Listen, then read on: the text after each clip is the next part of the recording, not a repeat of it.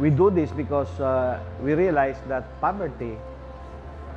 So what's the purpose of governance? It's really addressing poverty. No? If you look at the Philippine Development Plan, the goal of PDP is to end poverty. Where is poverty? Poverty resides in the mountains. And who lives in the mountains? It is the indigenous people. So kung hindi mo isama sila sa governance framework mo, hindi mo siya matatamaan ng government services. And it is interlinked now with insurgency because the Philippine Army is saying 3 out of 4 NPAs are indigenous people. And this is the same people who live in the mountains. Dahil nga sa malayo, less accessible, ang governance doon is very minimal. That's why they are prone to recruitment. Kaya yung EU70 implementation natin, the same strategy, inclusive, good governance. So we bring government to the upland communities. Actually, ang isa sa mga nakikita namin doon is na-enhance yung awareness ng mga tao in terms of really the sincerity ng government to really address yung mga issues ng insurgency, basically yung issue ng agriculture, sa economy, social services, no?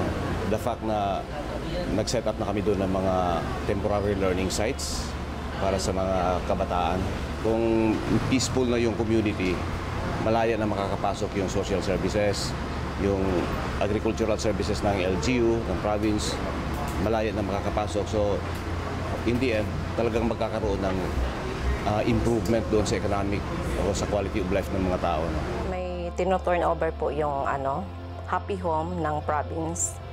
So doon nagbigay kami ng assistance or gaya ng pag-process ng birth certificate or marriage contract.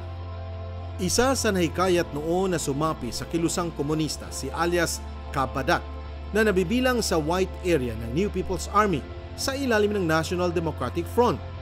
Kwento ni Kabadat, naging tungkulin niya sa kilusan ang pag-organisa ng grupo at pag-recruit ng mga miyembro na kadalasan ay mga biktima ng umano'y pang-aabuso ng militar.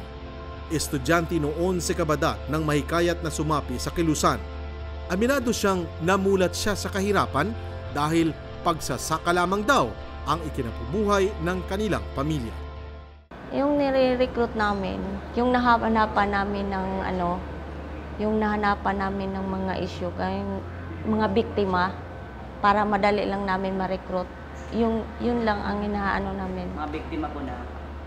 Yung mga biktima ng pag-aabuso ng militar.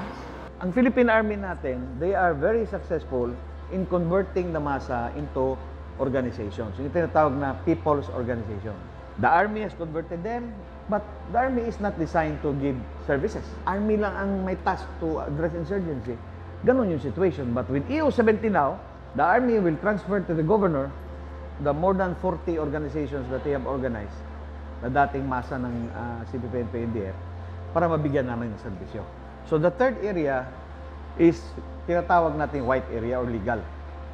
Ito yung kabataan, ito yung inorganize ng mga urban poor, ito yung inorganize ng mga vegetables vendors ng National Democratic Front. So ang approach natin dito, talk to them, needs assessment, then deliver services. Compete. Ang Philippine government, the provincial government will compete with the National Democratic Front. Magandang gabi, Pilipinas!